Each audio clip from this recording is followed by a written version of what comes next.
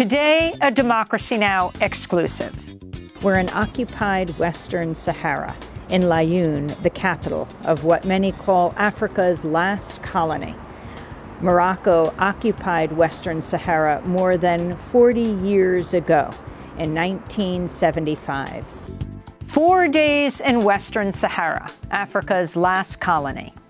As Sahrawi women, we're not backing off until we get our final victory and liberate our homeland. The beatings will not deter us from continuing the fight, and even if we die, it will be a sacrifice so that our sons and future generations can live in the freedom that we've been denied.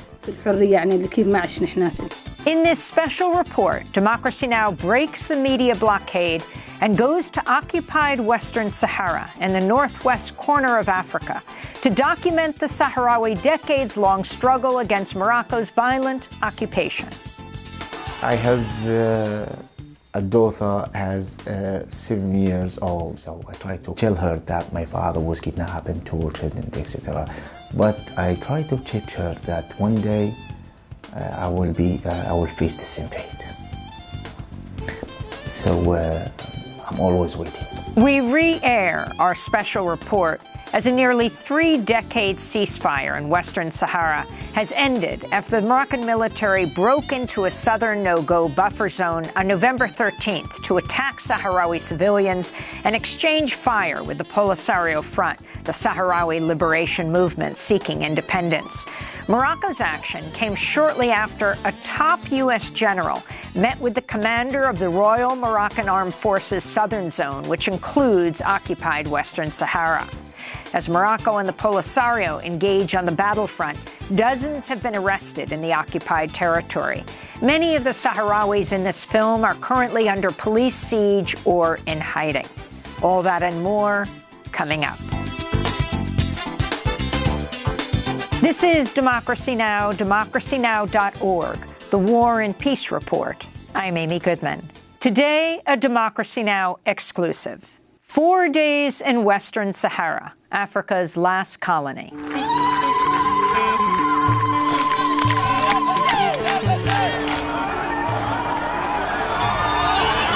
Western Sahara, where peaceful protesters, led by women, are beaten in the streets. Thousands have been tortured, imprisoned, killed, and disappeared while resisting the Moroccan occupation. He jabbed right at my eye with his baton. I was yelling at him, "Hey, you Moroccan, you pulled out my eye." Where natural resources are plundered from phosphates to fish. I say that our damnation comes from the natural resources we have here. If it wasn't for these natural resources, Morocco would never have invaded Western Sahara. Where a massive wall divides a people, the Sahrawi, the native population, denied a vote for self-determination.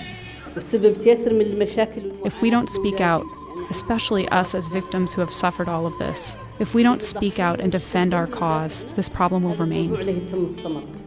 Western Sahara, the center of a 4 decades-long struggle for independence from Morocco, its neighbor to the north. Morocco has occupied the territory since 1975 in defiance of the United Nations and the international community. The story of Western Sahara is one of colonialism, plunder, and resistance.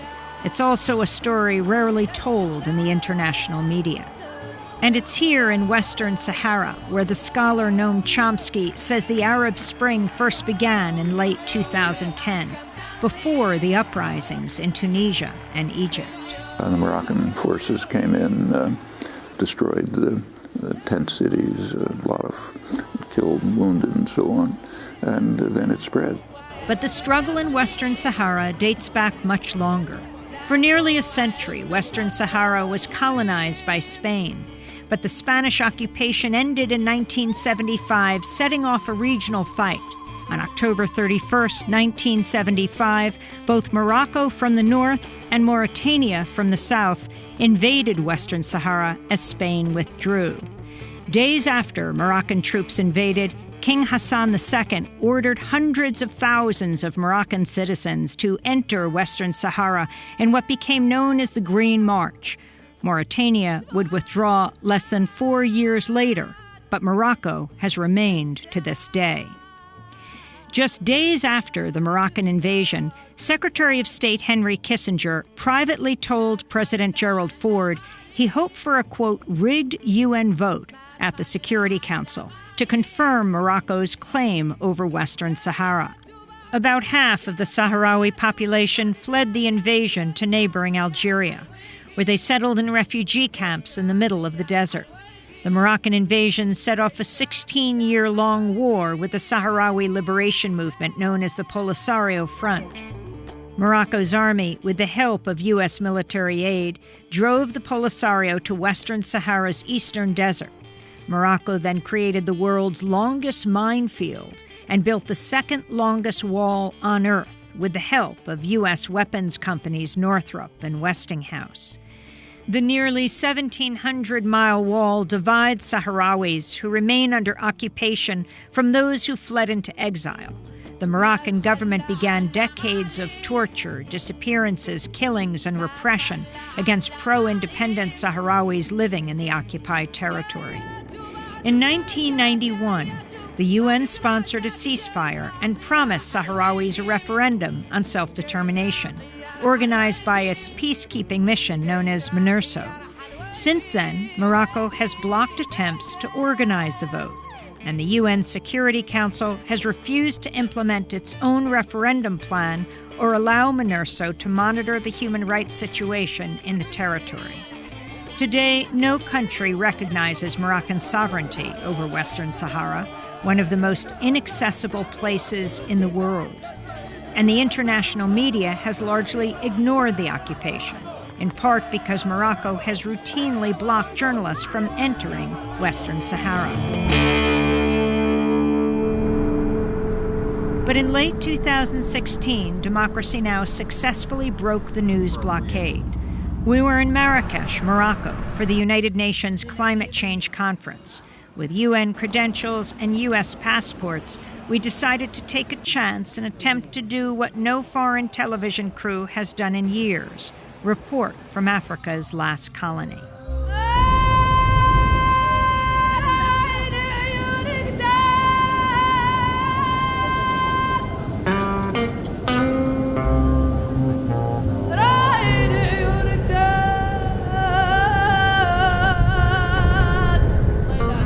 Goodman, this is Democracy Now! We've just landed in Laayoune, the capital of Western Sahara, Africa's last colony, hoping to report from here, occupied by Morocco for more than 40 years.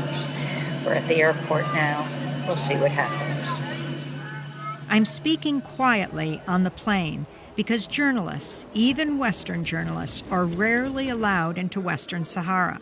We don't know if this is the moment we'll be turned back, as so many others have been. Maybe it's the UN press badges around our necks. Maybe it's our U.S. passports. Or maybe it's just that our arrival was so unexpected. But after a check of our documents and a few questions, we're waved through customs. Outside the airport, we climb into a car driven by Jamal, our translator and guide. They were very nice to me. So who are the plainclothes officers at the airport? Those are security officers. Some of them belong to different departments. Jamal says we've been observed by local police, the Moroccan Secret Service, and intelligence agents. So welcome to Laayoune. This is Laayoune. Actually, the airport is so close, so nearby that you can walk.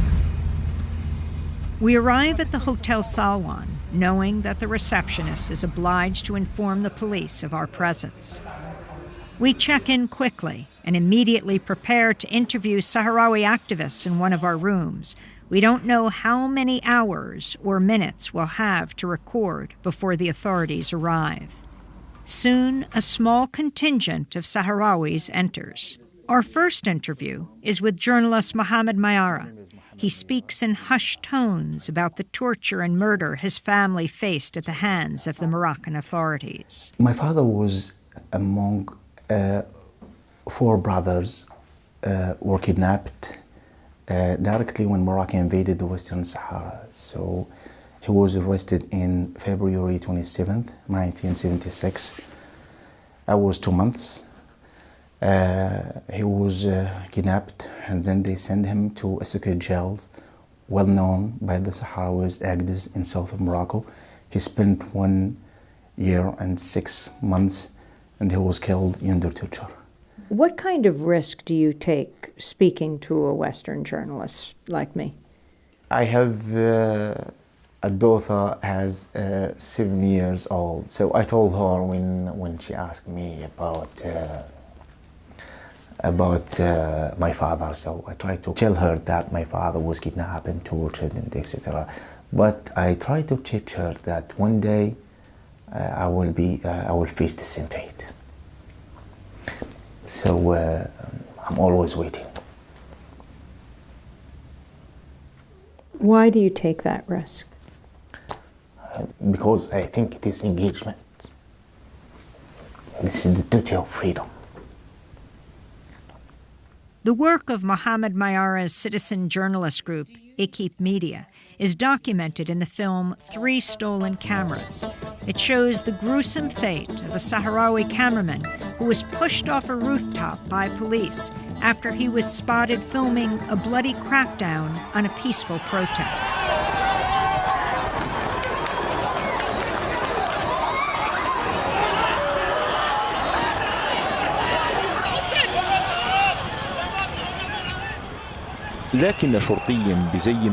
Suddenly, an undercover policeman had detected me on a rooftop.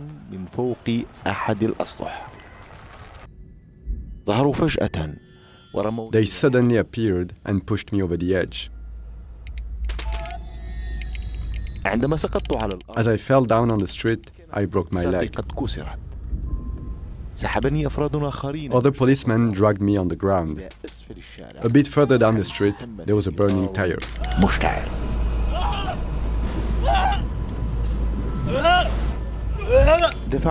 They pulled me over it. It was no accident. They wanted to demonstrate their power and show what happens to those who try to break the media blockade.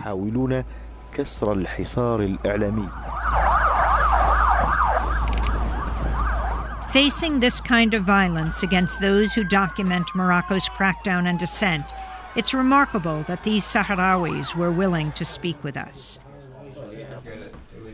We also meet journalist Hayat Qatari. Can media operate here in Western Sahara? Can you have your own media? We are very much harassed. The most recent episode was when my sister, Nazha al-Khalidi, had her camera confiscated. And then they arrested her, and she was brutally treated by the authorities over 24 hours in the police station. That's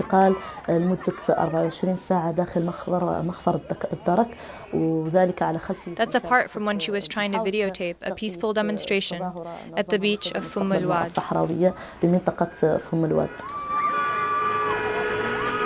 It's now past midnight. Not long after we finish our interviews, we get a phone call. The hotel receptionist tells us the police are in the hotel lobby demanding to see us. We make our way downstairs. 2 men in plain clothes tell us to sit down and warn us against reporting in Western Sahara. We go back upstairs, and soon after we learn a pro-Moroccan government website called Sahara Zoom had published details about our trip, including information about the interviews we had done in our hotel room that night. The message was clear. We're watching you.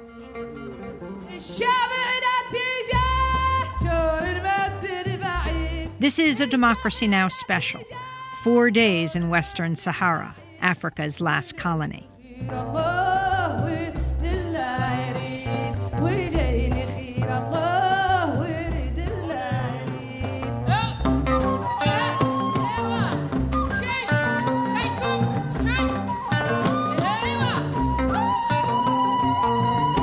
That's Sahrawi singer Mariam Hassan from her album Layoun on Fire. This is a Democracy Now! Special, 4 days in Western Sahara, Africa's last colony. I'm Amy Goodman. It's day 2 of our trip to Layoun, the capital of Western Sahara. Despite warnings against reporting from here, we set off for the offices of a human rights group. We carry all our possessions with us, assuming our hotel rooms could be searched or we could be deported at a moment's notice. Everywhere we go, we're followed. We just left our hotel, and a man with a motorcycle just outside, as we came out, he started texting. And now he's a little bit behind us, keeping a careful distance. We've got security on our tail.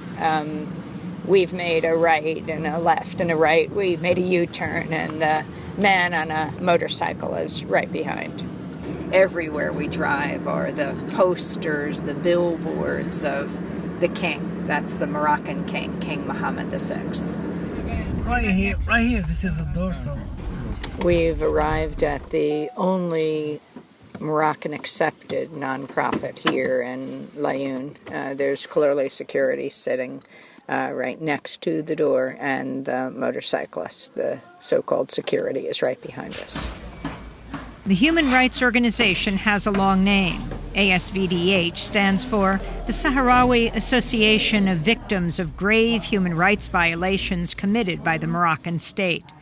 The walls of its office are lined with posters and photographs showing the names and faces of the imprisoned, the disappeared, the now dead.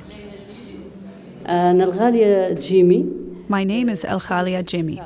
I'm a former victim of forced disappearance. I'm the vice president of the Sahrawi Association here. That's where we are right now. It's our association that traces the files of Sahrawi disappearance victims. Today, November 20th, marks the anniversary of my forced disappearance, which took place in 1987. El Khalia Jimmy, describe what happened to you. What happened to me happened to all the victims. Specifically, the pictures that I saw from Abu Ghraib prison in Iraq, they made me feel that I lived the same thing, that I underwent the same conditions, but in darkness. At that time, there was nobody to take pictures of us. There was nobody to talk about us. El Khalia Jimmy shows us her arm, left scarred after her captors unleashed a dog on her. I still bear the marks of the dog bites right here. Who did this to you? It was the Moroccan state and the Moroccan police, the secret police. The same thing they did to me, they did to my grandmother before in 1984 when she was kidnapped. And so far, we don't know anything about what happened to her. I was stripped naked completely. The worst part of the torture, as a Muslim and an Arab, is that I was stripped naked. I lost all my hair because of the chemicals they used on my head, which they left on me for 2 months and 27 days. El Khalia Jimmy sinks to the floor as she continues to describe her torture in Moroccan police custody. One of the torturers would put water onto my face, which was covered with a rag, until I started asphyxiating. And then he would slap my face until I would breathe again. Are you saying they waterboarded you? Yes, they poured water on my face until I asphyxiated. And then one of them who was at my feet would beat me with a baton. Then in the same area, they had a small hole filled with water where they put me. And then they would bring an electric generator and they would electrocute me using that technique in my fingers and in my ears. They threatened me with rape, to kill me with a pistol to the head and to brainwash me. You were tortured 30 years ago. Do you feel you are taking a risk when you speak out? I am not afraid. I took a vow that we have to talk about this issue.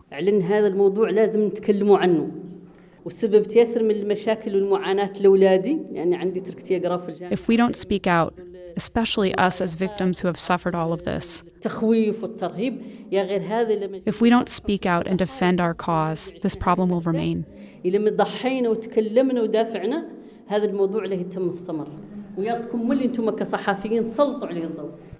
Our interview is interrupted when our guide Jamal receives an urgent phone call. We've been summoned to appear before the most powerful man in Laayoune. We get back into our car and head for his residence.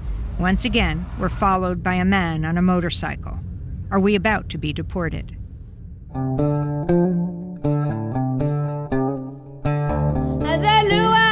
Time after time, journalists are turned back as they try to enter Western Sahara. Like 12 Spanish reporters deported from Layun's airport after their arrival in 2010, including the renowned radio reporter Àngels Barceló. Every time they turn us away, we should go and tell the story on air. Go and say, today we have tried it again, and today the Moroccans have sent us away again. And the Spanish journalist Bernard Millet. They inspected all my gear, cameras, photographs, and they made me erase photos that, according to them, were incriminating. And human rights observers are deported as well, like European parliamentarian Willy Meyer, Spanish lawmaker Xavier Ron, a Norwegian delegation held on a bus and expelled in 2016, and many others. All of them tried and failed to do what we had somehow managed, to make it into Western Sahara to report on the occupation.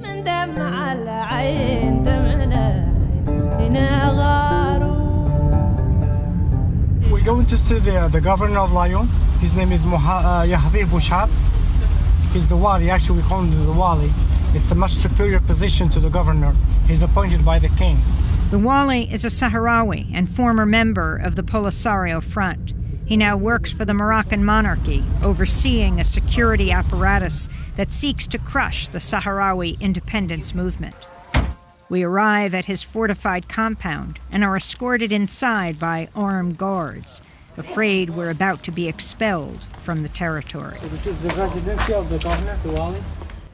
Okay, let's go, please. Inside the wali's residence, we're seated, served tea, dates, and nuts. As the wali tells us in no uncertain terms, we're not allowed to practice journalism in Western Sahara. If you have the authorization, I will be more than glad to provide this interview. Second position, if I am retired, I can even come to your station in the U.S. And to deliver that interview. I will be more than glad. But now, as far as you have no authorization. Despite the wali's warnings, I continue to question him. I quote from a Human Rights Watch report titled "Keeping It Secret" about Morocco's efforts to block access to MINURSO. That's the UN mission for a referendum on the status of Western Sahara. MINURSO staff members, including military observers, are subjected to constant surveillance by Morocco.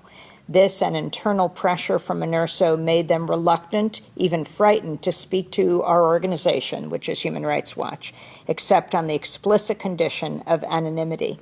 Very exciting. Moroccan security forces, this is Human Rights Watch. Very exciting. Human Rights Watch, is that Bible? No, but are you... Is that Quran? Are you... No, I'm asking, are you disagreeing with this? I disagree completely. They say... They are working for an agenda here. Moroccan, what they have said about the other party? Moroccan security forces tried to prevent Human Rights Watch from entering the UN headquarters, stating that entry was forbidden to non-MINURSO staff unless it had been cleared with local Moroccan authorities first. Moroccan authorities' harassment of Human Rights Watch, as well as their strict surveillance of its activities, impeded the organization's ability to conduct a thorough investigation of human rights. Anything. They say just anything just to make things exciting. Well, let me ask you one other question, which is of concern to many people in the human rights community, which is the issue of the protests here being cracked down on and people being beaten or arrested. That's a good thing. If you are talking about peaceful demonstration, I'm with. Completely am. I appreciate to see people demonstrating and to provide their opinions. But people got injured. Sorry? People got injured. People... You will see by yourself. So you're saying people are not being hurt in the demonstrations? You will see who was hurt by those demonstrations. It's not demonstrations, it's completely anarchy. As I continue to press him on human rights, the wali loses his temper. You talk about human rights? Human rights, even in the United States, you don't have them. You have more than 1 million people living just in the underground in New York. And they are eating rats and rats. And when they are sick, they are eaten by the rats. That's Democracy true. Now, you have to work on it in Guantanamo and everywhere. That's a very important point. That's it. I was very happy to see you because... With that, we're dismissed and warned against continuing to report from Western Sahara. During our discussion, the Wali repeatedly mentioned the close U.S.-Moroccan relationship, which dates back to 1777, when Morocco became the first nation to recognize the United States. While the U.S. has never recognized Moroccan sovereignty over Western Sahara, Washington has played a pivotal role in shoring up Morocco's occupation. In addition to Secretary of State Henry Kissinger hoping for a rigged vote at the United Nations Security Council regarding Western Sahara, President Jimmy Carter's State Department in 1979 gave $200 million to the U.S. company Northrop Page Communications to build an intrusion detection system for the nearly 1,700-mile wall Morocco built in Western Sahara, which is lined with an estimated 7 million landmines. A year later, Carter provided Morocco with $230 million in military aid. It's been a bipartisan affair ever since. King Hassan II with President Reagan in 1982. Moroccan people and American people will be ready always to mix their blood for the dignity of man. His Majesty briefed me on the latest developments in his efforts to reach a peaceful settlement of the conflict in the Western Sahara, and I expressed my admiration for his support. After the Cold War ended, Morocco became a key U.S. ally in the so-called War on Terror. In 2004, President George W. Bush designated Morocco to be a major non-NATO ally of the United States, opening the door for more military deals. And the money has flowed both ways. The state-owned Moroccan Phosphate Company, OCP, which operates in Western Sahara, donated as much as $12 million to the Clinton Foundation prior to the 2016 election. And the Wali proudly pulled up a photo on his cell phone from January of 1992, showing Donald Trump, his soon-to-be wife Marla Maples, and Moroccan King Hassan II at Trump's prime property, the Plaza Hotel in New York. Jump forward a quarter of a century to now President Trump's disgraced Environmental Protection Agency Administrator Scott Pruitt. Prior to his resignation, Pruitt took a controversial $100,000 trip to Morocco in December of 2017, where he met with the head of Morocco's state-owned mining company. Pruitt's trip was arranged by a lobbyist, Richard Smotkin, who accompanied Pruitt and helped set up meetings for him. As we drive through the streets of Laayoune, everywhere are signs of occupation. The city was built up under Spain's fascist dictator, Francisco Franco, and has been occupied by Morocco since the mid-70s. We pass the United Nations MINURSO compound, where just over 200 UN peacekeepers monitor the 1991 ceasefire between Morocco and the Polisario, but are legally prevented from intervening to stop human rights abuses. And we drive past the high walls of the notorious Black Prison, where generations of Sahrawis have been detained, tortured, and disappeared. One of them is Sahrawi independence activist Hamad Hamad, who welcomes us into his home. Over tea, he describes his torture at the hands of the Moroccan authorities during his years spent as a political prisoner. They linked electrodes to my ears and something to my underarms and to my tongue and then other sensitive parts.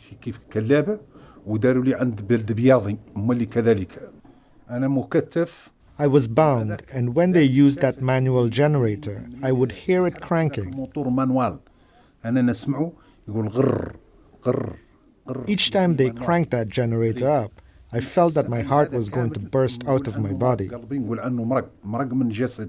The UN Secretary General Ban Ki-moon called the Moroccan presence in Western Sahara an occupation. What was your response? My answer is clear. We are a people. We have a homeland. We have a culture. We have all these things that constitute a country. We are very different from the Moroccans. It's impossible for us to be Moroccans. We have no common history. There's nothing that links us to them whatsoever. I say that our damnation comes from the natural resources we have here.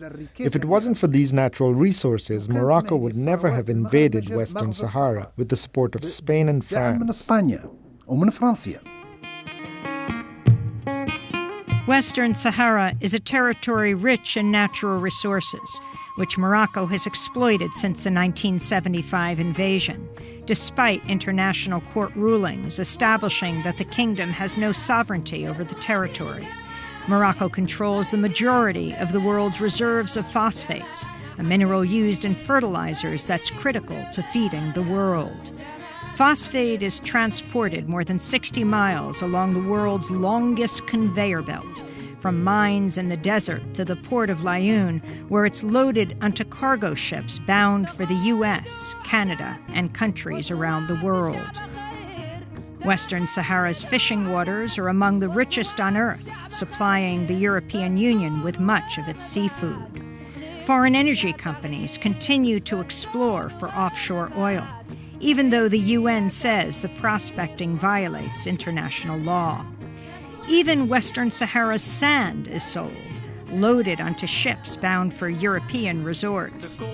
A pair of recent rulings by Europe's highest court declared Western Sahara is not a part of Morocco, and that European Union trade deals cannot include products from the occupied territory.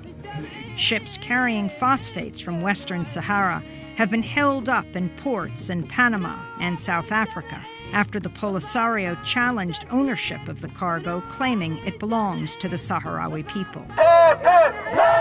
Sahrawis are fighting the plunder through peaceful demonstrations and through the courts. When they hold protests in their refugee camps in Algeria, thousands turn out to oppose foreign companies profiting from the occupation, like the European oil and gas driller Sanlion Energy. But when Sahrawis protest in occupied Western Sahara, they're routinely met with violence by Moroccan authorities.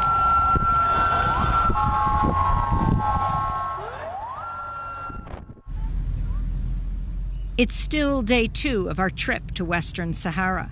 As we cross town to meet with more Sahrawi independence activists, once again we're followed by a man on a motorcycle. We arrive making our way past pro-independence graffiti and meet an icon of the Sahrawi resistance. Sultana Khaya drapes herself in the red, white, black, and green flag of Western Sahara.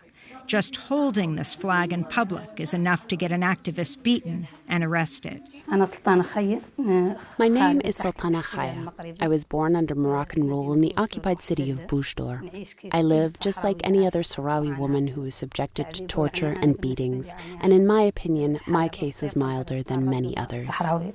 In 2007, Sultana was peacefully protesting with fellow college students at a university in Marrakesh, Morocco, when police surrounded her. May 9th was an anniversary that all Sahrawis should celebrate. We were a group of 500 Sahrawi students. We left the university campus marching, peacefully, waving flags and chanting, "There are no alternatives to self-determination." They sealed off the street and we were besieged in it. As tear gas spread, Sultana was beaten by police, one of whom singled her out for more abuse. One of them recognized me, and he jabbed right at my eye with his baton. When he did that, I bent over and I could feel my eyeball in my hand. I was yelling at him, "Hey, you Moroccan, you pulled out my eye." Sultana's ordeal continued in an ambulance as she was tortured on her way to the hospital. I told them I had a hemorrhage in my eye. He tried to put his finger into my eye socket. I didn't get any medical treatment till the next morning at 11 when a group of Moroccans came to me telling someone to sew up my eye. Because when I was in the ambulance, another woman was crying and telling me, "Your eye is gone." They were trying to sew up my eye so other women could see it and think twice before getting involved in activism. They wanted to make an example of me. Do you have confidence that Western Sahara will become an independent nation? That's for sure, because the determination of the people is invincible. What we've got is true. We've lost many men and women over this. One day, it shall be liberated.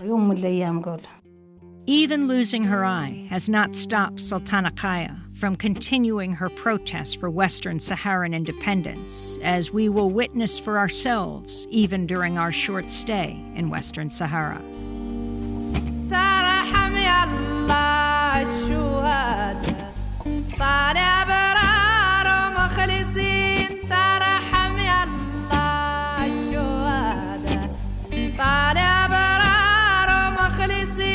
الله فرض السيادة لمبادئ ثورة عشرين لله فرض السيادة مبادئ ثورة عشرين.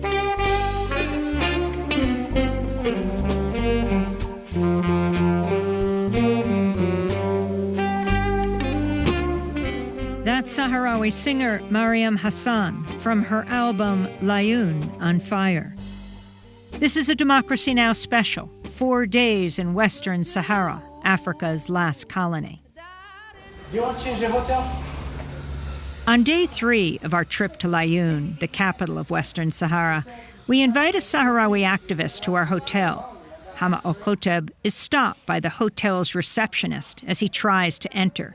She calls authorities to report an unregistered visitor, forbidding him from coming upstairs.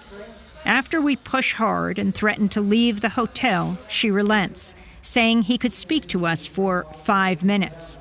Hama Okoteb arrives clutching a photo of his brother, who was forcibly disappeared in 1992. He's been searching for him ever since.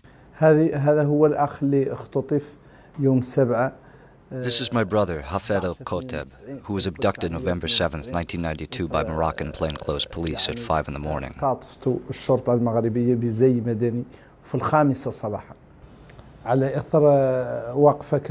It was because of his involvement in the demonstration at the Nagir Hotel, November 6th. They woke us up very early in the morning, and the situation was very ugly.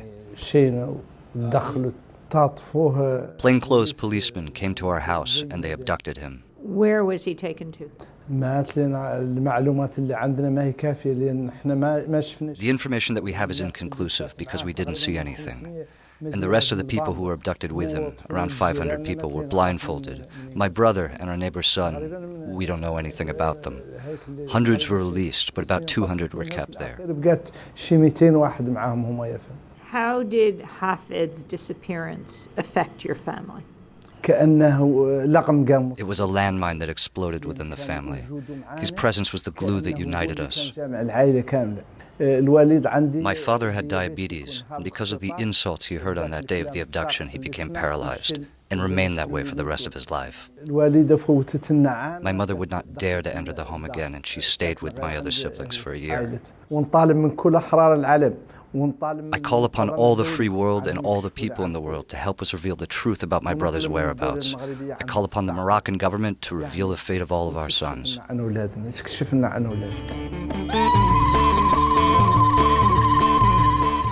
On October 9th, 2010, tens of thousands of Sahrawis fed up with decades of occupation erected a large protest encampment in the desert outside Layoun. Known as Gdem Izik, the camp preceded the Arab Spring and quickly grew to include whole families living among thousands of tents. This is human rights activist Nama Asfari laying out the protesters' demands. Freedom of speech, freedom to demonstrate, the right to housing, the right to work. But in the legal context of the territories of Western Sahara as non-autonomous territories. Speaking on Democracy Now!, renowned author and activist Noam Chomsky called the Gedem Izik uprising the start of the Arab Spring. The current wave of protests actually began last November in Western Sahara, which is under Moroccan rule after a brutal invasion and occupation. The Moroccan forces came in, carried out, destroyed the tent cities, a lot of killed, wounded, and so on, and then it spread. On November 8th, 2010, Moroccan forces used tear gas, clubs, and water cannons to force the protesters from their tents before firing live rounds and setting the camp on fire. The Polisario says the raid killed 36 people, with many hundreds more injured and arrested. Many were tortured in custody, including 23 activists who were accused of contributing to the violence. They were tried, convicted, and given harsh sentences in July of 2017. It was the latest chapter in a long history of repression against Sahrawis at the hands of Moroccan forces.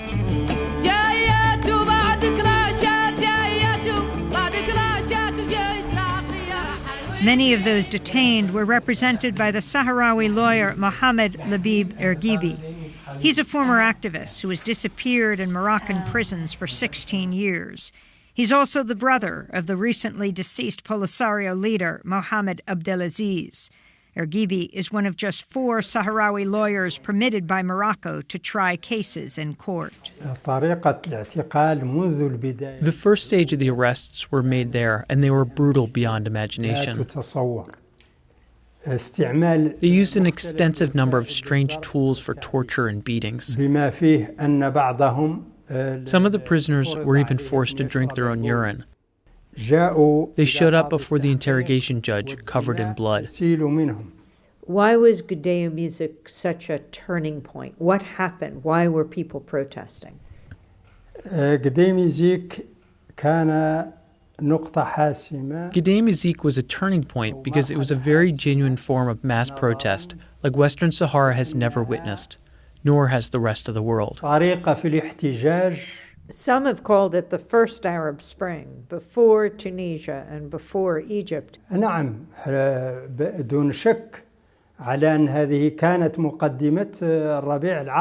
Yes, without any doubt, this was the beginning of the Arab Spring. Every media outlet, after Gedem Izik, could only talk about how well organized, well managed, and well prepared the protest in Western Sahara was. And from here it spread to Tunisia and Egypt. So of course, when the American academic noted that this was the beginning of the Arab Spring, he was correct. After leaving Mohamed Erghibi's office, we drive to a restaurant near the airport for dinner. As usual, we're followed. So we sat down here at a restaurant near the airport in Laayoune. We came into a vast, empty restaurant. And within about 15 minutes after we ordered, about 100, mainly men, some women, dressed in traditional West Saharan dress, carrying Moroccan flags, all came in, and they sat down all around us. One has an English sign that says, "Shame on you." When our translator Jamal got up to see what was going on, plainclothes men, not in traditional dress, came up to him and said, they want to speak to Amy Goodman when we're done. Our car has been hemmed in by a number of cars, and we also hear there was a protest in another part of the city where one of the people we interviewed was beaten up. He just called me. He said that he was beaten up now at the peaceful demonstration in Smara Boulevard. Who? Hamal Khotb. Who we talked to yesterday. Yes, he was now participating in the peaceful demonstration and he was beaten up. Some of the people here came over very close to us and took pictures. We're eager to leave so we can find out what happened to Hama al-Khotb and other protesters across town. But the moment we stand up, we're followed out of the restaurant by the crowd. Outdoors, we're surrounded on all sides and prevented from driving away. The pro-Morocco protesters unfurl large custom banners printed on vinyl. They're starkly reminiscent of a banner photographed at a Moroccan state-sanctioned protest against UN Secretary General Ban Ki-moon in March of 2016, after he used the word occupation. Back at the restaurant, one of the vinyl banners with red and black lettering has a photo of me interviewing a Sahrawi activist with the caption, "Shame on you." We're standing here outside of a restaurant that we came to near the airport called Umaima, and a group of 50, 60, 70 people in West Saharan dress have descended on the restaurant carrying signs that say "Shame on you." Journalist or person of Algeria, yes, for the American-Moroccan friendship, and dismembering countries goes hand in hand with strengthening the ISIS. I thought we'd start by talking to one of the organizers, who is a freelance journalist who trained in Rhode Island. So if you could tell us your name. Yeah. By the way, I'm not one of the organizers, so I'm just volunteering with the people, my fellow Sahrawis, to talk to you about what they think of your visit and about general issues related to the issue of Western Sahara. And how did you know that I was at this restaurant? Well, this is a small town, and everybody knows everybody. Whenever a foreign delegation comes to the area, so everybody is aware of this. It was an empty restaurant. We just came in 5 minutes before. This is a restaurant which is well known to the people. And for example, when maybe one of my cousins was there, he would notice foreigners. He would immediately check why they are here. And you were just sitting with 60 people in West Saharan dress? No, the people are gathering. They told me to volunteer with them for the interpretation. As we speak with Bashir Dahi, a number of men in plain clothes stand on the perimeter, taking photos and video, speaking on cell phones. A local activist would later identify some of them as members of the Moroccan Interior Ministry, including at least one official who's been accused of torturing many Sahrawis. I'm bin Abdas Salka, regional coordinator for the National Front for the Defense of National Integrity in Laayoune. I came here to represent my organization to say that we Sahrawis are in our territory and we will do anything to defend it. Right, but how did you know I was here? Because I'm always following the news and this is something that concerns me. I'm required to know this. Was I in the news at this restaurant? No, this is normal. We are always aware of who comes to our territory when it comes to the national cause. Who told you that I was here? This is the main restaurant in my city. I came to visit it, and suddenly I saw you. And you carry Moroccan flags with you everywhere you go. It's very customary to be giving out Moroccan flags in the restaurant. Of course. I'm representing an organization whose main goal is to defend the national interest. The flags are always in our homes, always on our persons. Our flags are always ready, thank God, always prepared. I saw one person carrying all the flags and giving them out. No, we were basically helping him. Do you understand me? Some of us are responsible for the national flags, others for communication. Our work is always organized and ready. Now it's getting dark. We're getting increasingly nervous. The sun sets on the restaurant Umaima as the pro-Morocco protesters prevent us from leaving for over an hour. It's a clear effort to intimidate us and to keep us away from the protest across town.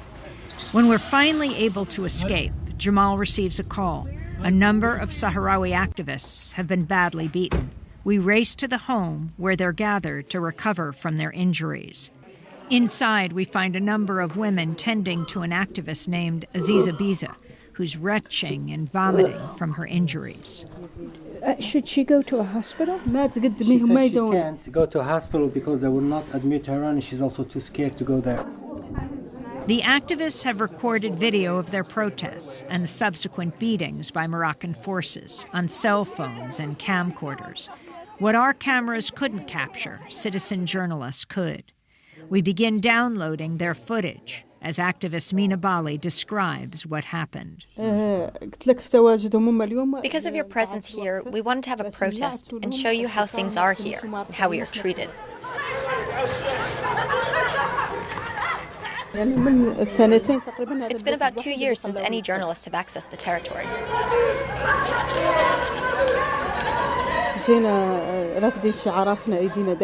We came chanting slogans, making peace signs with our fingers as usual.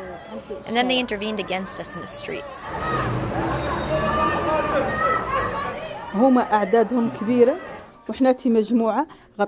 They were a large group.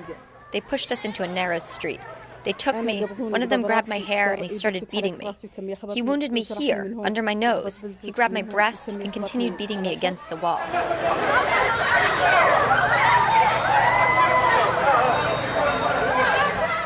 Aziza was with me, and he struck her in the kidney and hit her head against the wall. And then she fell on the ground at my feet. And Galia Jamani was being dragged there, and Sultana Khaya. I'm going to go with the women to see their bruises. They're going to show me, and then we'll see what we can show the camera. We follow Sultana Khaya into a small bedroom. She pulls back her milfa, her traditional Sahrawi robe, and shows me fresh bruises on her leg, both arms, and on her breast. Sultana, describe what happened to you. All of us were participating as Sahrawis in the peaceful demonstrations for our right to self-determination. I was trying to gather my sisters for the protest at 5 o'clock, and the whole area was besieged. They were insulting us, beating us, dragging us, and using violence to let us know that we weren't going to be able to protest. They tried to single us out and pushed us into narrow streets where they could beat us without anyone observing. What you saw today is nothing compared to what we've witnessed over and over since 1975. But the news never gets out. As Sahrawi women, we're not backing off until we get our final victory and liberate our homeland. The beatings will not deter us from continuing the fight, and even if we die, it will be a sacrifice so that our sons and future generations can live in the freedom that we've been denied. Other Sahrawis have been injured as well.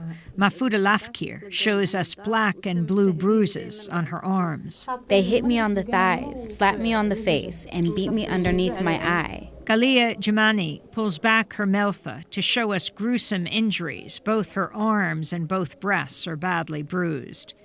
Like a number of these women, she's been sexually assaulted.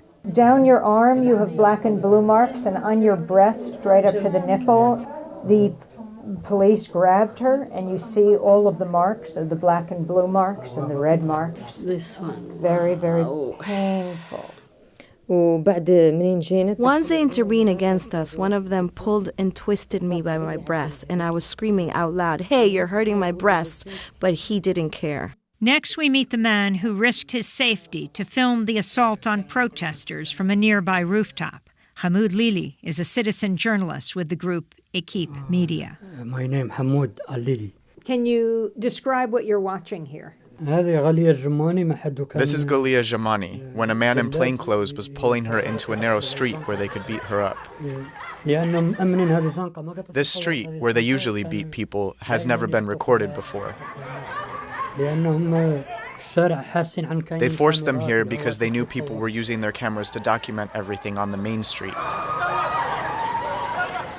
So I was lucky to get a clear shot of what was happening to Mina Bali and Aziza Biza, but unfortunately this informer saw me and then notified all the others. And then what happened? I tried to move to the next window, out of sight, but my hiding place was revealed. When they saw me, they tried to break down the door and they stormed the building. The house owner went outside and they beat him up. I fled the house. I closed the door to the rooftop and jumped to another house to save the camera gear, and that was my exit. Why are you a media activist? Why do you video? Because there's a total media blackout across the region, and there is no international media to cover everything that's happening to the Sahrawis. And we volunteer as activists so we can transmit the suffering to the outside world through our cameras. Back in the living room, Aziza Biza has stopped vomiting from her injuries and is propped up on pillows. She's able to speak with us, with her husband and teenage son sitting beside her. They started beating me up out there and kicking my stomach. Then they tried to strangle me by my melfa. I felt something around my throat and I couldn't breathe. Then I fainted. I don't remember anything. I just remember that I found myself here. You said they kicked you in your kidney? Yes, and also they kicked me in my head, which already had stitches from a previous beating, and then kicked my ribs. And yet you still came out for another demonstration. Why is it so important to you? It is very important for me because I want the liberation of my country, because I want to live like other women in the world, in freedom, and to see my children and my country free. What are you calling for? I call on the free world to help us free our country, to get liberated so that we can live our lives like normal women around the world. After leaving the activists, we returned to our hotel. It's dark. We're certain we're under heavy surveillance. There goes another new car. Can we turn off the light? Soon there's a commotion outside our room on the boulevard below. Cars are making U-turns outside of our hotel. Their driver is clearly alarmed over something happening further up the street. Jamal gets a phone call from Mohammed Mayara of Equipe Media. He describes the police violence he's witnessing nearby. I'm seeing police throwing stones and raiding houses. It's not far from you. Let's go upstairs. We climb a set of stairs to the hotel's rooftop. We spot protesters on a sidewalk below, a few hundred feet away. They begin to scatter just as the hotel's night manager demands we leave. He said you're not allowed to be here. We quietly descend and return to our room. From our window, we spot about a dozen men throwing stones, then turning and running away. Moments later, police and riot gear arrive, charging the protesters and throwing rocks of their own. As the night wears on, the confrontation between Sahrawi activists and the police winds down. We heard later there'd been arrests. We spend our few remaining hours at the hotel taking precautions to protect the footage we'd recorded over our trip to occupied Western Sahara, then make our way to the airport. All right, now we live in the hotel.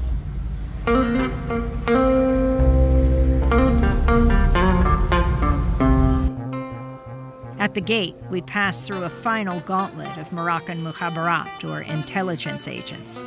As we head to the plane, one of them says, "I hope you had a good time in Moroccan Sahara." Moroccan Sahara, the term the Moroccan government uses, but no country in the world officially recognizes. Morocco occupies Western Sahara, Africa's last colony. For Democracy Now!, I'm Amy Goodman, with John Hamilton, Mike Burke, and Dennis Moynihan. This has been a Democracy Now! Special. 4 days in Western Sahara, Africa's last colony. A nearly 3-decade ceasefire in Western Sahara recently ended after the Moroccan military broke into a southern no-go buffer zone on November 13th to attack Sahrawi civilians and exchange fire with the Polisario Front, the Sahrawi liberation movement seeking independence. As Morocco and the Polisario engage on the battlefront, dozens have been arrested in the occupied territory. Many of the Sahrawis in this film are currently under police siege or in hiding. 4 Days in Western Sahara was directed by John Hamilton and produced with our news director, Mike Burke, and Dennis Moynihan. Special thanks to Maria Carrion, Julie Crosby, Miriam Barnard, Brendan Allen, Hugh Grant, and all those who helped us along the way. All music by the late Sahrawi singer Mariam Hassan. I'm Amy Goodman.